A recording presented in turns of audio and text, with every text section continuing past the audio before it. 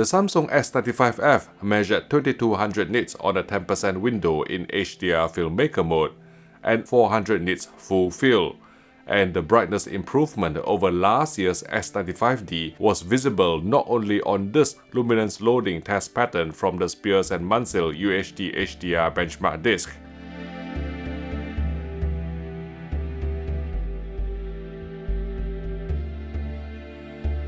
But also during the White Room sequence in any of the Matrix movies. While looking at a white background, I must also commend the absolutely pristine white uniformity of the Samsung S95F and S95D. Thanks to QD-OLED's top emission design, these displays remain free of color tinting even at extreme off-axis angles, delivering the best viewing angles of any modern consumer TV today.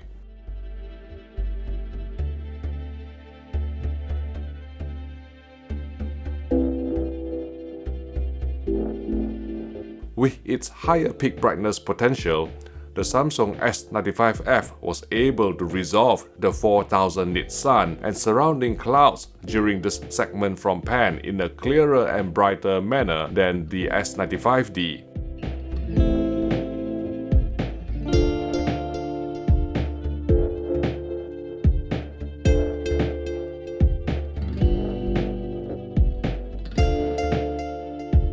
In this scene from Gemini Man, the clouds in the sky also appeared slightly punchier and more layered on the S95F, which came closer to matching the HDR presentation on the Sony BVM-HX3110 reference monitor.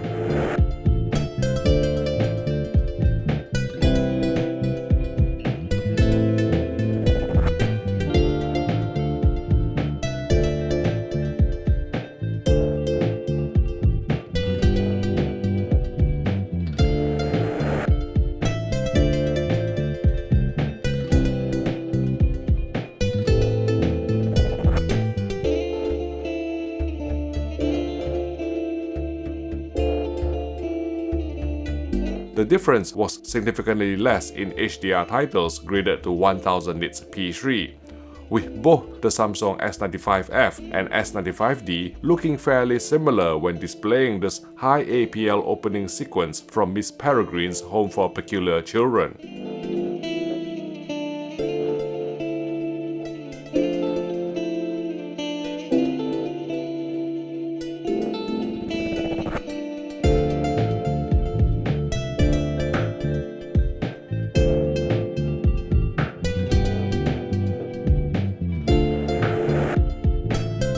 Moving on to colors, there's a small uptick in color vibrance and luminance in this scene from Gemini Man. But the difference is definitely not night and day, since even last year's QD-OLED panel on the Samsung S95D was already capable of 90% BT 2020 and almost 1800 nits of HDR peak brightness. That's certainly the case with this iconic flaming guitar scene from Mad Max Fury Road, where both QD-OLED televisions looked neck and neck in terms of color luminance, which is still well within the capabilities of last year's S95D.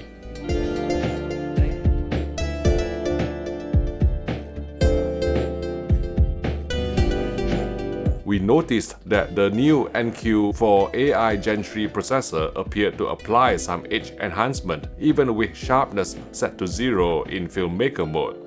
This was evident from increased moire on a Luma zoom plate pattern in UHD SDR, as well as a slightly overprocessed look on even the most pristine 4K Blu-rays such as Sully.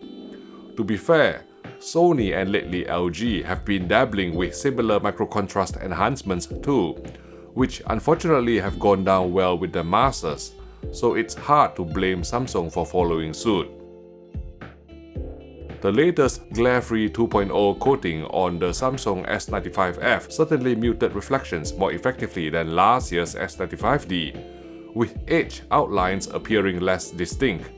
But we did not really spot any major improvement in ambient contrast, just a different tint. Now, if you can't decide on which Samsung OLED to buy, one place where you can get good advice is at Richer Sounds, a trusted British AV retailer with more than 50 stores in the UK, who provides 6 years warranty on the vast majority of TVs if you join the company's VIP club. You will get the best deals through cheaper VIP exclusive in-store only prices, complimentary gifts or freebies, so go visit your local Richer Sounds store or call telesales for your next TV purchase. Thanks again for your support. Okay, to see our full test of how the Samsung S95F performs, including against the LG G5, please watch our review video by clicking here.